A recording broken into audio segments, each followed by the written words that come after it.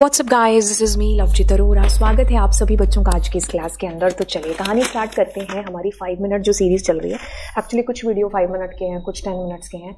आप अगर हर वीडियो को 2x की स्पीड पर देखोगे तो जनरल आपकी स्पीड इसके बीच में है जो आएगी, है ना।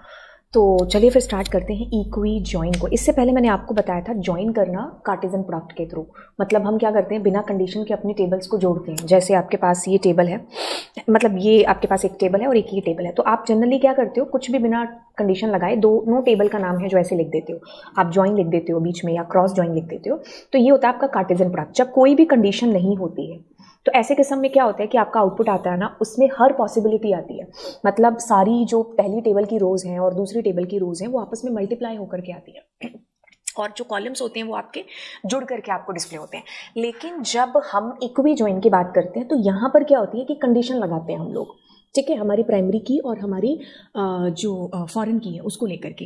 एक बार किताबी भाषा को सिंप्लीफाई करते हैं, कहते हैं कि is a type of SQL join that combine rows from two table based on common columns where the values in that column are equal in both the tables. Equal तो होगी नहीं, क्योंकि फॉरेन की में डेटा ड्राइव होकर के आता है कहाँ से, प्राइमरी की से। फॉरेन की में डेटा नल हो सकता है, लेकिन डेटा वही आएगा जो प्राइमरी की में होगा, उसके अलावा कुछ नहीं आ सकता।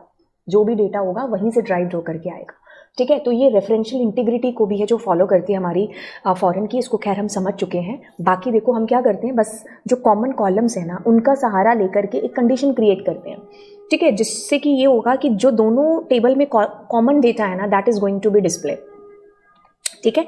जैसे आपकी प्राइमरी की है उसमें 102, 103 और 104 है। यहाँ जब आपकी फॉरेन की आई तो आपने 102 और 103 वाला रिकॉर्ड ही है जो यहाँ रखा। रीजन कुछ भी हो सकता है। तो अब जो जो मैच कर रहे होंगे वो आपको डिस्प्ले हो जाएंगे, ठीक है। अब ये कहता है कि equi join retrieves data from two table by comparing column with equal values. It is the most common type of join. हम इसमें इस ऑपरेटर का यूज करते हैं जिसका नाम है इक्वस टू ऑपरेटर। जनरली जो सिंटेक्स रहता है वो ऐसे रहता है, ऑन वगैरह से भी करते हैं, बट हम वेयर क्लॉज का हमारे सिलेबस के अकॉर्डिंग यूज करेंगे। जो भी कॉलम आपको देना है दे दो, ठीक है। अगर दोनों टेबल में मान लो इसमें कॉलम है जिसका नाम है नेम और इसमें भी दूसरी टेबल में भी नाम है नेम, तो हमें स्पेसिफाई करना होता है। जैसे इस टेबल का नाम ए है, इसका बी है, तो आई नीड टू टेल कि ए डॉट नेम, कि इस टेबल का नेम डिस्प्ले हो जाए। अगर मैं अकेला नेम लिख दूंगी तो नहीं, मुझे स्पेसिफिकली बताना होगा। अगर सेम कॉलम के नाम है तो अलग अलग हैं तो कोई दिक्कत नहीं है। तो यहाँ आप कॉलम्स के नाम लिखते हो, ठीक है। फिर मैंने कहा पहली टेबल दूसरी टेबल, और वेयर क्लॉज में आप ऐसे दोनों टेबल की जो प्राइमरी की और फॉरेन की है ना उनको आप इस तरीके से इक्वल्स टू ऑपरेटर के थ्रू, यही आपका इक्वी जॉइन है, ठीक है। जैसे आपके पास आप क्वेश्चन करते हो मेरे पास आता है write an SQL query to display the names of the student. तो मुझे बच्चों के नाम डिस्प्ले कराने हैं, ठीक है। Whose department is computer, department computer कहाँ है, कहा के ये रहा, ठीक है। तो एक बार क्या करते हैं, इन टेबल को देख लेते हैं। मेरे पास शायद डिपार्टमेंट्स, ठीक है। सो ये दो टेबल हैं, ठीक है। अब मुझे क्या करना है, नाम डिस्प्ले कराना है। तो मैंने कहा सेलेक्ट नेम। अब मान लो अगर ये नेम है और यहाँ पर भी अगर नेम होता तो मुझे स्पेसिफाई करने पड़ता कि कौन सी टेबल का नेम। तो उसके लिए मुझे यहाँ पहले टेबल का नाम लिखना पड़ता, ठीक है, कि स्टूडेंट्स डॉट। अब अगर आप नहीं भी लिखोगे तो भी कोई दिक्कत नहीं, क्योंकि this name is unique name, ठीक है। मुझे क्या कराना है, नेम क्या कहा, सेलेक्ट। अब मैं करती हूँ नेम। ध्यान से सुनना, नेम इस टेबल में नेम कॉलम है, ठीक है। अब अगर मान लीजिए इस टेबल में जो नेम कॉलम है और इस टेबल में भी मान लो ये आपका नेम होता, तो दोनों टेबल में सेम नाम नेम के कॉलम हो जाते जिनका नेम है। मतलब यहाँ पर भी वी हैव नेम, यहाँ पर भी वी हैव नेम। तो इस केस में मुझे सिंप्लीफाई करके बताना पड़ता कि मुझे स्टूडेंट्स टेबल का नाम प्रिंट कराना है, ठीक है, अगर नाम सेम होते। लेकिन यहाँ नाम अलग अलग है तो टेंशन लेने की जरूरत नहीं है, ठीक है। क्वेश्चन ये वाला हम बाद में देखते हैं, जैसे ये वाला क्वेश्चन देख रहे थे हम, बट इसको बाद में देखते हैं, पहले मैं समझा दूँ। तो अब मुझे मान लो इस टेबल का डेप्थ नेम भी डिस्प्ले कराना। मतलब मैं क्या करूँ, आधा यहाँ से और ये दोनों में डिस्प्ले करा रही हूँ। तो मैं क्या करूँगी, फ्रॉम टेबल का नाम। अब मैं मान लो स्टूडेंट्स टेबल को एक नाम देती हूँ, निक अलियासिस नाम देती हूँ, एस, जैसे इंपोर्ट पैंडाज एज पीडी आता है, या हम छोटा नाम दे देते हैं ना अलियासिस। तो आप इसको एज एस भी कर सकते हो, अदरवाइज एस, डॉट नहीं लगाना है यहाँ पर, ठीक है। फिर मैंने दूसरी टेबल है जो मेरी डिपार्टमेंट, उसको डी नाम दे दिया।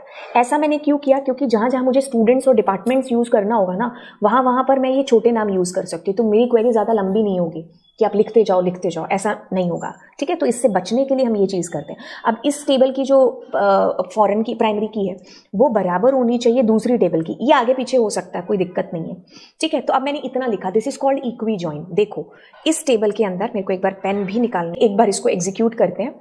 अब आप ध्यान से देखिएगा मैं कैसे चीज़ों को सिंप्लीफाई कर रही हूँ। देखो ये आपकी टेबल में एक कॉलम है और ये भी आपकी टेबल में एक कॉलम है, दोनों सेम कॉलम है, ठीक है। यहाँ पर ये फॉरेन की है, यहाँ पर ये प्राइमरी की है, ठीक है। अब मैंने क्या किया? इक्वी जॉइन किया। मैंने कहा कि मुझे नेम कॉलम डिस्प्ले होना चाहिए, ठीक है। मैंने कहा मुझे डिपार्टमेंट कॉलम डिस्प्ले होना चाहिए, ये, ठीक है। कहाँ कहाँ? जहाँ ये वेयर कंडीशन इक्वल कर रही है। मतलब मेरे पास में अगर आप देखो तो ये 101, 102, 101, 103, तो मतलब जहाँ जहाँ इक्वल, अगर यहाँ 104 होता तो वो डिस्प्ले नहीं होता, क्योंकि आपके पास 104 यहाँ नहीं है। तो सिंप्लीफिकेशन इसकी देखिए कि कैसे आपके पास आउटपुट आया, जहाँ जहाँ मैच हो रहा है डेटा, दैट इज कमिंग। आपके पास क्या आया? सबसे पहले तो आपको डिस्प्ले क्या कराना है? ये एंड ये, ठीक है, ओके। अब देखो आपके पास रवि है, रवि के पास 101 है, रवि के पास 101 उसका जो डिपार्टमेंट आईडी है, विच इज व्हाट? कंप्यूटर। डिस्प्ले आपके पास ये बॉक्स वाले ही होंगे जो मैंने बॉक्स लगाया है, क्यों? क्योंकि हमने डिस्प्ले में यही दोनों कॉलम लिखे हुए हैं। समझ आ रही है चीज? फिर आपके पास प्रिया है ना, प्रिया के पास भी क्या है? 102 है, लेकिन उससे पहले अर्जुन आना चाहिए क्योंकि अर्जुन का 101 रिकॉर्ड है, ठीक है। तो आपके पास अर्जुन के पास 101 है और वो भी कौन से बंदा है? कंप्यूटर का है। फिर आपके पास 102 वाला डेटा है, Priya 102, which is what? Maths. Then आपके पास नेहा आ रही है, नेहा इज इंग्लिश, क्योंकि 103 जो है इंग्लिश से बिलोंग करता है, ठीक है। तो इस तरीके से हमने चीजें करी। अभी कोई दिक्कत नहीं है, हम चीजों को और करके देख लेते हैं। ये टेबल का नाम आगे पीछे हो जाए तो कोई दिक्कत नहीं है। तो अब मैं यहाँ पर करती हूँ अगली चीज, जैसे मान लो मुझे डिपार्टमेंट नेम के साथ साथ मुझे फीस भी डिस्प्ले करानी है, ठीक है। तो मैंने फीस लिख दिया। अब देखो मेरे पास चीज़ें कैसे आ रही हैं। उससे पहले मैं डिपार्टमेंट और स्टूडेंट आईडी को फिर से डिस्प्ले करा दूँ। तो देखो मेरे को क्या डिस्प्ले कराना है? नेम। तो मैं एक बार कर लूँ नेम। मुझे क्या डिस्प्ले कराना है? Department name. तो डिपार्टमेंट नेम इज, मुझे क्या डिस्प्ले कराना है? फीस, ठीक है। और कहाँ कहाँ जहां पर ये डेटा आपका बराबर आ रहा है, ठीक है। तो देखो सबसे पहले आपके पास कौन से भाई साहब हैं? रवि, ठीक है, जिसका डिपार्टमेंट 101 है, विच 101 मतलब कंप्यूटर, है ना। तो आपके पास रवि 101 कंप्यूटर और जिसकी फीस तो सामने लिखी है। फिर आपके पास में है 101 रिकॉर्ड वाला ही, विच इज व्हाट? अर्जुन, है ना, ठीक है। तो 101 5500 है और 101 मतलब कंप्यूटर है। तो this is coming like this. फिर आपके पास प्रिया है, ठीक है। डिस्प्ले आपके पास वही डेटा होगा जो यहाँ पर आपके पास गिवन है, ठीक है। अब हम उस क्वेश्चन को करते हैं। उस क्वेश्चन को देखते हुए, वैसे तो ऐसे ही क्वेश्चन आपको आएंगे, लेकिन उसमें एक और कंडीशन आपके पास आ जाती है। जैसे कि आपको दिस इज गिवन, एक सेकेंड, जैसे आपको ये चीज गिवन है कि display the names of the student whose department is computer. तो I want to display the department only which belongs to computer, ठीक है। तो एक सेकेंड रुकिएगा। तो अब मैं क्या करती हूँ, सिंपल यही कंडीशन चलाऊंगी और मैं यहां पर कह दूंगी एंड, ठीक है। क्या है? डिपार्टमेंट नेम, डेप्थ नेम है ना, DEPT name is equals to आपके पास कंप्यूटर, ठीक है। तो देखो आपके पास कंप्यूटर वाले डिस्प्ले होकर के आए। मैंने क्या किया, इसको ऊपर कर देती हूँ थोड़ा सा, कंडीशन भी दे दी एज पर जैसा आपके पास गिवन था। अब जैसे अगला क्वेश्चन देखते हैं, display the names of student along with department name and fees. ये तो हमने वैसे कर ही लिया है, ठीक है, कि फीस भी आनी चाहिए, डिपार्टमेंट नेम भी आना चाहिए। तो मैं अगर दोबारा करूँ, name of the students along with department name, तो मैंने क्या कहा, यहाँ कोई कंडीशन है नहीं, इतनी सी कंडीशन है, ठीक है। ये तो वही क्वेरी होगी आपकी, ठीक है, जो अभी हमने समझी है। Write an SQL query to display the names of the student along with department name, ये भी ठीक है। Write an SQL query to display the names of the student whose fees is more than 4500।